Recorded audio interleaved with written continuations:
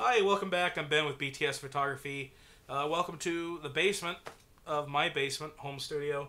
And we've been talking about getting started in Strobist photography. And the Strobist movement's been a great thing, a big movement. And we're showing you how to get studio quality lighting using nothing but speed lights. This isn't spam. This isn't a gimmick. I'm not selling you a lighting DVD.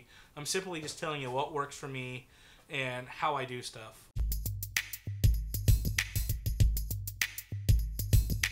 The first thing to Strobist, photography is obviously to get the flash off the camera.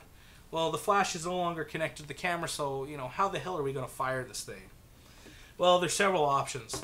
The first and most cheapest option is obviously if you have multiple flashes, you could use Nikon's built-in CLS system that shoots optical, or should I say infrared messages to the flash.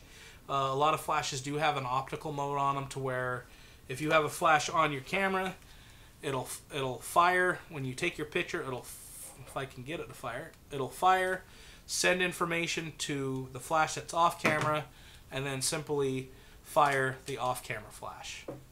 Well, that's one way to do it. The problem is with that is that the sensor, just like on a remote control or the little spot on your TV, unless you aim it right at it the right way, it's not always going to get that light. So obviously the flashes have to be in visual range or actually see the light coming from the first flash to fire the one off camera.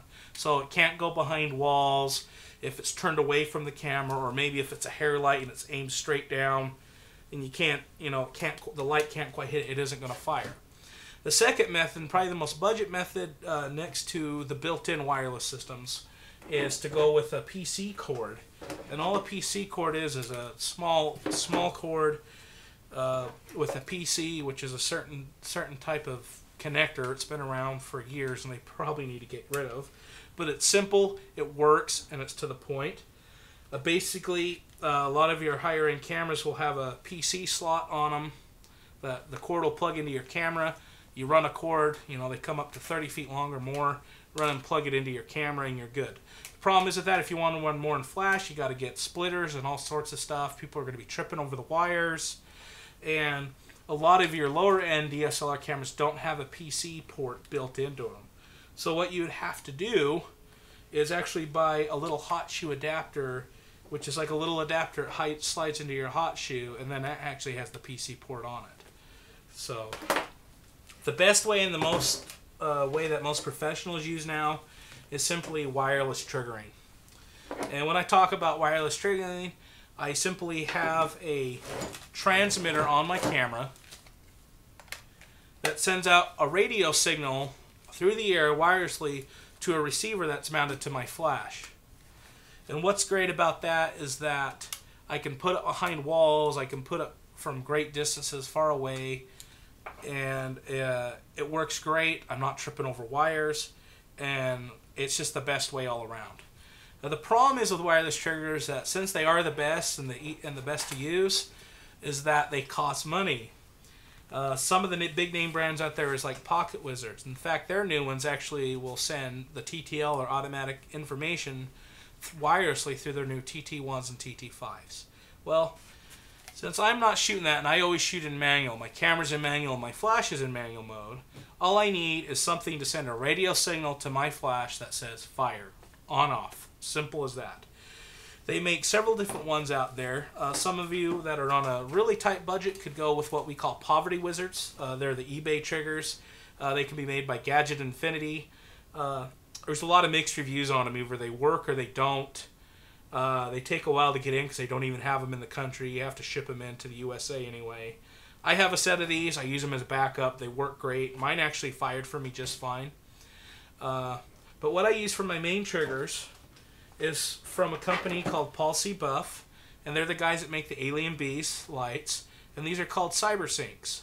And a lot of you know about Alien Bees, but not all of you know about their triggering system, which is the CyberSyncs. What's good about the CyberSyncs is that they're lightweight, they're extremely reliable. I have dropped these, thrown these, had them in the dust. I even got one in the water. And the only time I've ever had one break is when I dropped it. I was shooting on top of a parking structure, and it fell off the side of the parking structure 30 feet below on the ground. That's the only time one broke. They run on AA batteries, so those of you out there, you don't need the fancy batteries. One disclosure on that though, the transmitter does take a watch battery, but it's a normal type of watch battery that you can get at Walmart, and mine lasts me about 8 months, so I rarely have to change them whatsoever. The other good thing about CyberSyncs is that I feel that they have Pocket Wizard reliability for a third of the cost. Last time I checked, a receiver's about $50 to $60, and your transmitter's about $70. So instead of paying $200 or $300 for a Pocket Wizard, or even $400, you can get a full set of these for what it would cost for one of those. So again, that's Alien Bees Policy Buff CyberSyncs. I love them to death. They're my primary trigger I use for triggering my flashes.